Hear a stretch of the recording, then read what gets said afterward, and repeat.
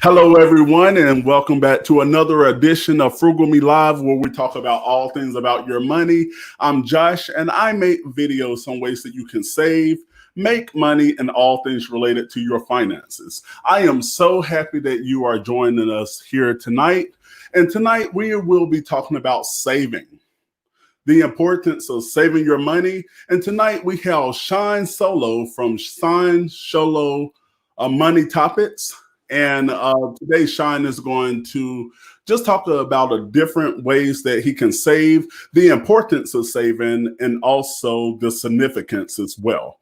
But before we get started, I want to give a special shout out to Keisha, my wife, who's over on the side there working all of this technology, helping us keep this thing together. But how are you doing today, Shine? Good. Hi, Josh. Hi, Keisha. Thanks for having me on the channel today. Oh, well, it's really good having you here. And one thing and for y'all that's listening and also on the playback, Shine, one of the things that I really feel a connection with Shine is because we started our YouTube channels around the same time. I believe that he was about subscriber number 15 for me. And it's just amazing to see how his channel has grown, and he's probably saying the same thing with this channel as well, not only in subscribers, but one of the main things that Shine and I that we share together is that every video that we always trying to see, how can we improve? How can we get that message out even clearer? So that's one thing I really share with Shine is pretty much that we started at the same time. He was one of my first subscribers. I believe it was the same with him too. And we were able to just grow together as well. And I see some great people in the chat tonight. I see Rochelle over here. And if you haven't ever checked out Rochelle's channel, that's always a great channel as well. She has lives. It's called Monday Monday Lives. So if you ever want to check her out, and she is on like Spotify and also Apple Podcasts, wherever you hear your podcast from, and a stretch time. Hello. So Shine, it is so great to have you here tonight. And if y'all have never heard of Shine Solo, he has a great channel. And not only does he talk about budgeting and saving, he is almost one of those experts at investing as well. So if you ever go over to Shine's channel, and I'm going to let him tell you more about it, there is so much in over there that you can learn. And there's also a link in the description box below. So Shine, can you just tell us a little bit about your channel and where people can find you? Yeah, for sure. Thanks, Josh. I don't know if I consider myself an expert yet, but I'm definitely learning a lot. And really the channel, I kind of started it, I was encouraged by a couple people at work because they were a little bit younger than me. They were working through some of, had a career for the first time in their life, and they started to kind of ask me some personal finance related questions just about budgeting, whether buying their first place, what things to look for, that kind of thing. And after having a lot of coffees with them, I kind of thought they actually encouraged me. They said you should have like a podcast or a YouTube channel about this stuff. This is really good info. So I got into, I kind of thought about it, and I said I was only going to do about 10 videos or something just to kind of get my feet wet and learn about YouTube. But then I kind of came up with more ideas, and they were giving me more ideas and said it was useful. So I was just encouraged to keep going. And that's kind of how it started. And and now, yeah, like you said, like on top of some of the budgeting videos, I've been talking a little bit more about investing. I do research about certain companies and what I predict they'll do in the future. Again, not an expert by any means, but just learning about that stuff and doing. I like to study it, so I figured, well, if I'm going to do the work and other people will find this entertaining or useful, that's kind of how it's been going. So I've been doing now or putting out videos about once or twice a week for about over a year now, and yeah, it's amazing the response, and then people have started to watch a couple that have kind of gotten a bit of traction, and started asking me questions. So that makes me go back and research a little bit more and learn a little bit more. So it's really just to follow follow along what I do and what has got me success so far, kind of in the first, I'm 35 now. So the first 15 or so years that I've been trying to save and grow money. And then how it'll do maybe for the next 15 years. And if people can learn anything from my channel, from either my successes or mistakes, then that's great. All right. And that's one thing too about whenever you bring the message across. It's one thing to talk about it from something that you read from a book, but whenever you pour your own experiences back into it and tell people, well, I tried this before and this is what worked for me. I tried this avenue, but that's something that I had to tweak it a little here, a little there. So one thing with your channel as well, I know that you bring a lot of personal experiences along with your story and with your teaching. And that's and so when you are going through that, you just can hear the passion. You just can really tell, like, I done this. This is what you should try as well. So that's some powerful stuff there. So Sean, why would you say that a person starts saving money?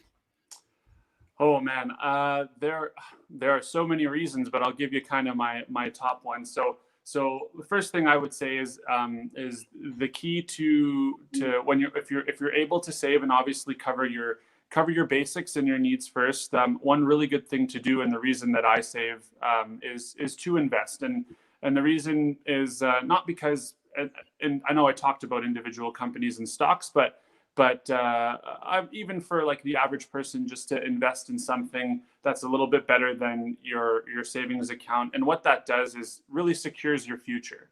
And if you can put away even like a few $100s a month when you're 22, and you do that on a very disciplined and regular basis, it's amazing what that turns into when you're in your 30s and 40s. And for me, what that little chunk of money grows and becomes is really like a little bit of freedom. I'm not soon I won't be very worried if I lose my job, or if I get a surprise expense. I have a budget for that, and it's all just about managing risk, because things happen in life that you're not going to have a crystal ball and know how to do everything. But saving really lets you smooth out the bumps in the road and make sure you and your family are taken care of. And then it's good for something. I'm starting to think about kids now, obviously. So something to leave and leave behind for your kids as well, if you like, or even just to give away and help other people, because that's really the best feeling and best thing you can do with your money too, after you've kind of made sure your bases are covered. So there's so many reasons, like, and it just helps you accomplish your goals. It helps you, budgeting just helps you, make this whole process stressful, and saving really helps you kind of keep control of your money and not let money control you, kind of thing. Oh, that is so powerful. And one of the words that you said in there was freedom, that whenever you have that budget, whenever you have that savings built up, that you don't have to worry about what's going to happen later, because with the whole COVID situation that happened and that is continuing to happen, I know up in Canada that it's in a better position than down here in the States, but still that people eyes were really open, because it's like that old saying that you can tell who was going skinny dipping whenever the tide goes out. Yeah. So that so many people were like pretending like everything was okay. But it's like once they missed that first paycheck, that second paycheck, it was like, oh my goodness, what do I do? So so when you're just talking about that freedom, and like you said, leaving that legacy, not just for your children, but for your children's children. And that's what you create. And that's when you begin to create generational wealth as well. And not only by a monetary sense, but the knowledge that you bring to the table, and just teaching your kids about saving and investing and like making a better future for them as well with that information. So that is powerful. You bet. Those I talk about that a lot when I get into I put out a video of like how I made my first $10,000 or made your first $1,000, and I talk about habits a lot. And yeah, absolutely. Like nailing those habits when you're young and instilling them in your kids, especially, if you can do those habits to get to save $100, then you do the same thing to get to 1,000, and it's just on a bigger and bigger scale as you get more experience. You start to get jobs and make a little bit more money, but it's all about making those little choices, right? So yes. yeah. Okay. And I know you already touched on some of these, but what is the benefit for someone creating a savings plan, or even in your own life and your own budget? What has been some of the benefits of creating a savings plan? Okay, that's a good one. So I haven't done a video on this yet, but Natalie, my wife, is an accountant, so she got really interested in this budget and our savings plan, and we have a goal to to pay down our mortgage in a couple more years. Mm-hmm. So we sat down first, and I mean, like, it's nice to say that that's your goal, but without a plan, we didn't know if it was actually achievable, and if it was achievable, does that mean that we're not going to we won't have enough money for food in order to achieve the goal? So we have to sit down and kind of plan that out, right? So our savings plan actually stretches over 2 years in the future, and we've kind of marked every month like what we need to do in order to hit our goal. The savings plan, it's a plan. If something were to happen and we need to change direction, which we kind of did when, like, I'll give you an example. When COVID happened, we kind of had to change direction, right? We weren't sure what was going to happen with work. Were we going to still have jobs? Like, okay, so we had to alter the plan for a few months in order to make sure we're still covered, and we had, some cash in the bank in case something were to happen. So the two biggest things in having a plan is it kind of, well, you know what? I thought of a third. So first, it lets you know if it gives you a roadmap to attain your goals. We'll put it that way. Second thing is it tells you if your goals are achievable, and allows you to change direction if they're not, or if something were to happen. And then the third is it's kind of I think it was actually one of your videos, Josh, where you kind of said that having a budget is kind of like a roadmap, right? Mm-hmm. And you're driving a car, and so to me, it's like if you're driving down the road, it's like driving a car down the road, and you're kind of like, you got your eyes closed, right? But when you have a budget, you can open your eyes every few seconds to see where you're at. Well, the more often you open your eyes, the quicker you can correct the steering wheel before you go off the road, right? So I kind of look at it that way. Like, I can always come back and say, okay, how am I doing? Was I below or above this last month? What do I do with that extra? How do I make up the gap? It's just good to check in with yourself, and having it written down really helps. Okay, that is awesome. Mm-hmm. And with saving money and budgeting, what are some of the ways that you save money in order to help reach those financial goals that you put in place? Okay, so it obviously starts off with like a pretty good budget, like reviewing how we did the month before and if we need to make any adjustments. But we do a lot of things, I think, that people might. It takes a little bit of extra time, but I think people really benefit from. So, like, I wouldn't say that we don't have a lot of stuff, but we don't deprive ourselves from certain things if we want them. But before we buy anything, we'll definitely be shopping around. We check Amazon, we check websites of different stores. Like, if you pass by something in Walmart and you're like, well, I wonder, is this a good price? With our phones these days, you can check prices really quickly to find out if that's what you could pay or should pay for, or if there's a deal somewhere that you can manage. So that's one big thing. Like I said, the budgets were another one, and we do a lot of things ourselves too. That's a big way that we've saved money this year. Is we've looked at tasks and fixing stuff around the house, or even like changing the oil in your car. You go, okay, well, I'm about to go and drop $150 for someone to change my oil. but what is that? What's involved in that? And you look up a YouTube video and you kind of can decide, okay, I'd rather pay somebody for that, or is that worth $150 for me to just like do that myself and put the money in my pocket, right? So DIY is a big thing for us. Is we do a lot of stuff ourselves. Oh yes, and I believe it's on Instagram. So anyone that's listening tonight, if you haven't followed Sean on Instagram, Sean, what is your Instagram tag? I just It's want just to make sure I I'm say Sean it. Solo, so letter I, letter M, Sean SEAN, Solo SOLO, all one word. Okay, because over at Shine's Instagram, it was a few weeks ago, probably about a month or two, that Natalie and Shine, they're very handy. They do a lot of DIYs, and one of them, I believe, Shine, correct me if I'm wrong. Give us like, I'm trying to remember, but you cut out some wood, and it might have been like a table set or a patio set, and it Yeah, was different colors. yeah, that's right. Yes. Natalie was actually getting an itch to kind of build something, so we needed some patio furniture.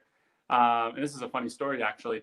And so we've downloaded a plan from the internet. I made some modifications to it, and she went to town cutting up the wood and sanding, and we did some painting and stuff, and we built a couple of deck chairs, and then we're literally just finished them.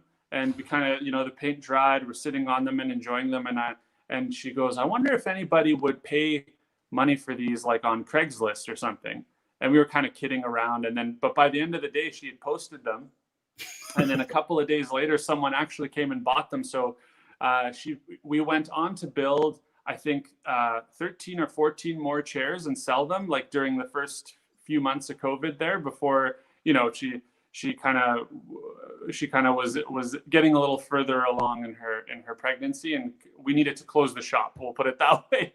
But she did a great job. We made a little bit of pocket money there, and we used the money to get a little fire pit so that we could have some backyard, fire pits going. And yeah, so that was a nice little side hustle for a few months there that we worked on together.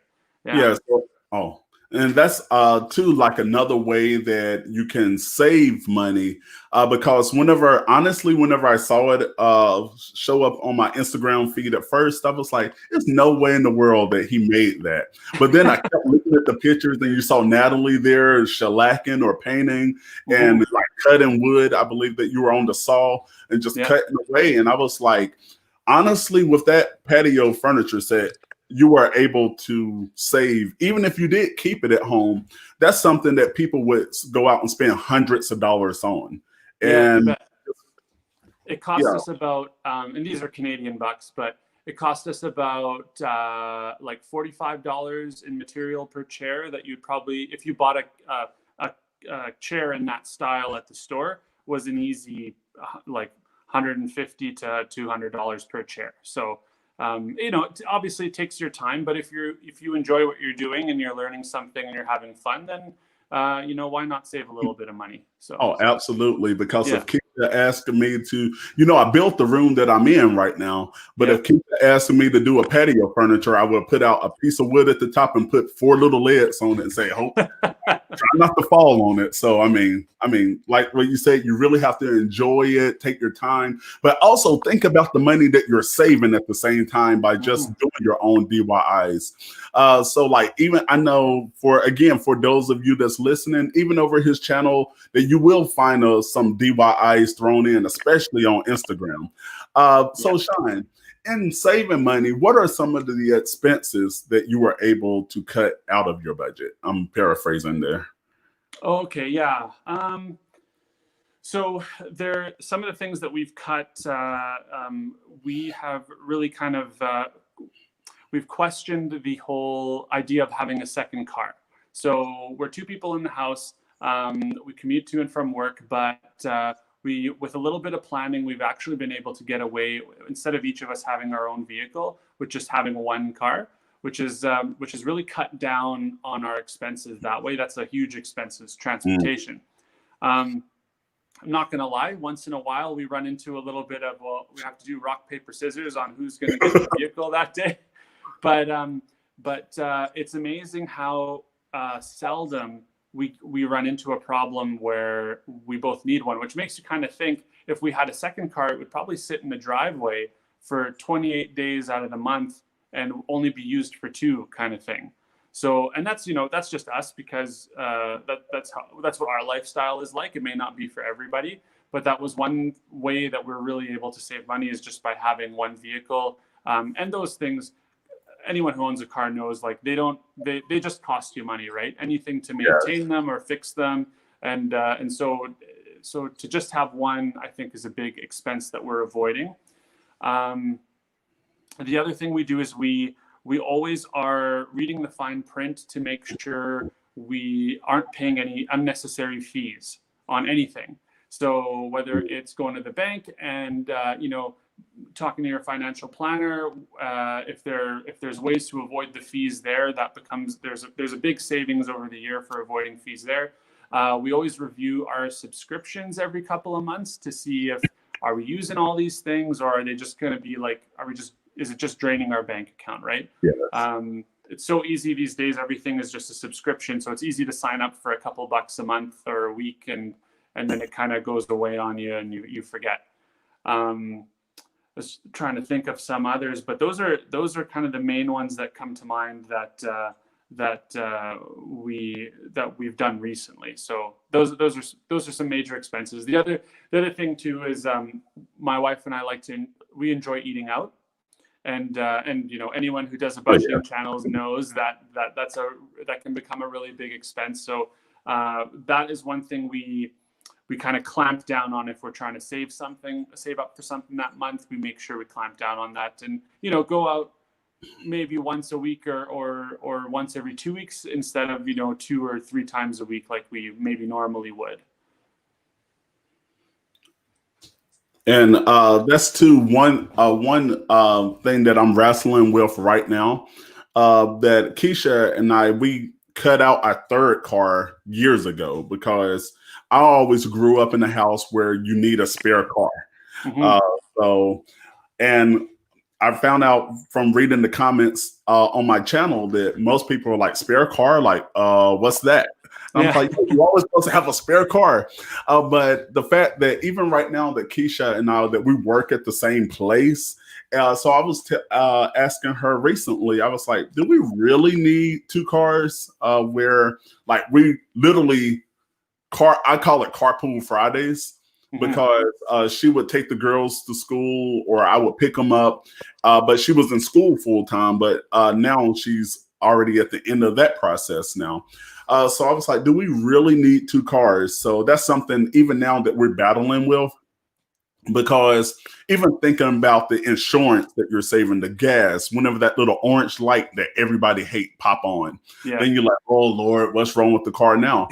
But you can save so much money in transportation just by that as well. Do you have like a car share program in your area, Josh? Oh yes.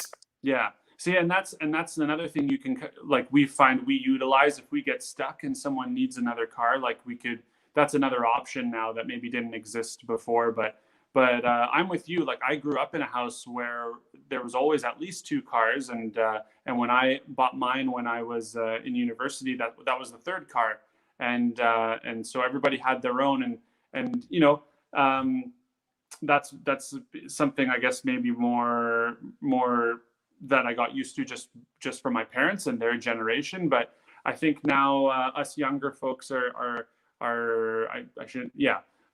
kind of questioning all that stuff, right? And we kind of say, well, where can we be creative and save a little bit of money? And that's where we found the cars was a big one. So. Oh yes. Yeah. So when we're talking about savings, where would you recommend, or where do you keep your short-term savings? So my short-term, like, I have an account that's kind of like my checking account for emergency fund, and that's that kind of thing. If I need quick access to it, I either use a checking or a high interest savings account. If I'm saving up for something, let's say in a couple of months, like 2-3 months. If it's something that's maybe we'll call it not short-term, but a little more like midterm or something a few years from now. So in Canada, we have what's called a TFSA, tax-free savings account, but it's the same as a Roth IRA in the States. and that's usually where I park that money. Right now, that account for me is an investment account. So since if it's going to be there for a little bit of time, I'd like that money to grow. So I leave it there. I try not to touch it, and then whenever the time is up, I go in and get that money if I need to. So, but yeah, nothing too exciting. I don't stuff cash under my mattress or anything like that. I just keep it in my online bank account, and then every so often, if it hits a certain threshold, I look at it and say, okay, where should I put this, and do I really need it? And I start distributing it. If I need to save it somewhere a little more, well, that's going to give me a little bit more interest. All right. So when you're talking about a special threshold, about how many months of living expenses would you say that you would keep in your short-term savings, or like I'm not trying to get so much into your pocket, but Sure. if you even feel comfortable to throw out a dollar amount, if not just about how many months of living expenses. Yeah, Would you for sure. say? No, and you know what? Like, these are good. My channel is pretty personal, so I try to share dollars whenever I can, but just as long as folks know that it's not necessarily a dollar amount, but it's just whatever works for them. So what we have done is we looked at the different accounts that we had, how easy you could get access to that money should something happen, and we sort of landed on about a 6-month emergency fund is sort of what we wanted, something that would cover our expenses for 6 months. And I think we worked that out to be maybe $20,000 or something like that, and between 15 and 20.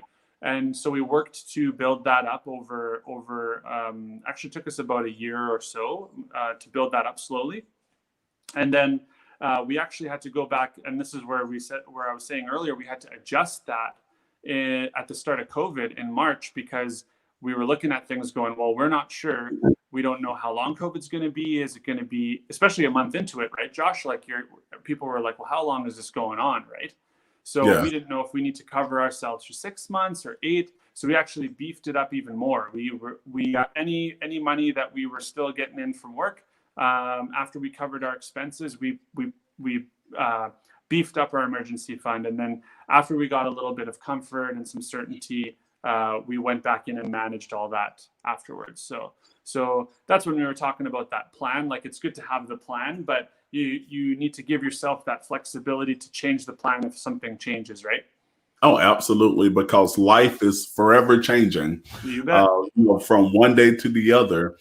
So I feel that just having that savings in place, that whenever life change is not an emergency at that point, it's just an inconvenience that you have to go over, reach and, just alter your, like what you said, just alter your plan, alter your budget just a little bit to make sure that you can continue on, so that you can continue on. Yeah, you bet.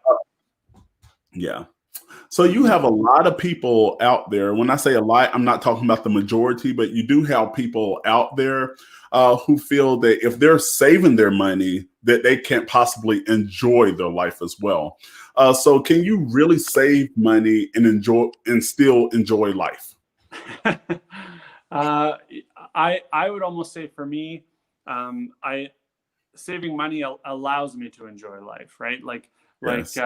I'm so a little bit of my background is I'm an only child from like an immigrant family, that one of those stories that kind of came to North America, didn't have a lot money in their pocket, and just sort of worked hard and were able to make ends meet, right? So for me, I've always had a lot of respect for money and how to manage it and use it wisely. And so it's not something I obviously take for granted, but it's also, I have a hard time, I find sometimes, allowing myself to spend money on something, or to spoil myself sometimes, because I'm always worried, well, am I going to need it for this or that? And that's where kind of the budget comes in, and I can look at my budget and say, okay, I've got my bases covered this month. I can allow myself to enjoy some of this, and take my wife out for dinner, or go to a movie or whatever it is, because I planned for it. And that all starts with saving money, right? So Yes. absolutely, like it's if you're able to organize yourself and budget your money accordingly, you save up for certain things like vacations, and my wife and I really like to spend money on experiences. We find that is what really gives us fulfillment. So if you know what it is that you find fulfilling, save up for those things, and you spend on those really important experiences or those things that bring you joy and bring you fulfillment. And whatever that is, whether it's a vacation or I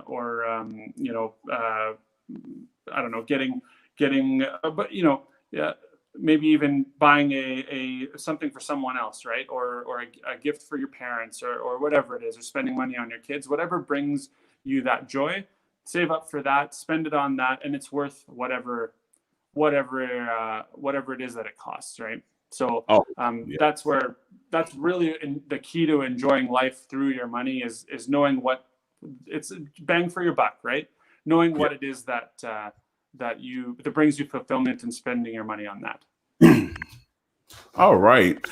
So thank you so much. Is there anything else that you wanted to share with us tonight?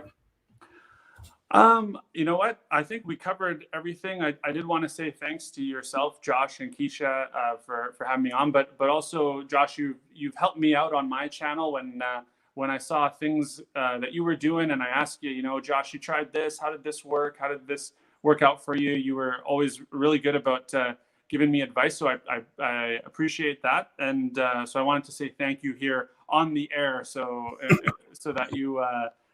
Now that I finally get to talk to you in person. So thanks a lot. And I don't know if I leave people with one thought. I kind of wrote this one down, but just to not to be scared about not to be scared of money, I guess. And I believe the best way to really get acquainted with how money works is to just try doing a budget.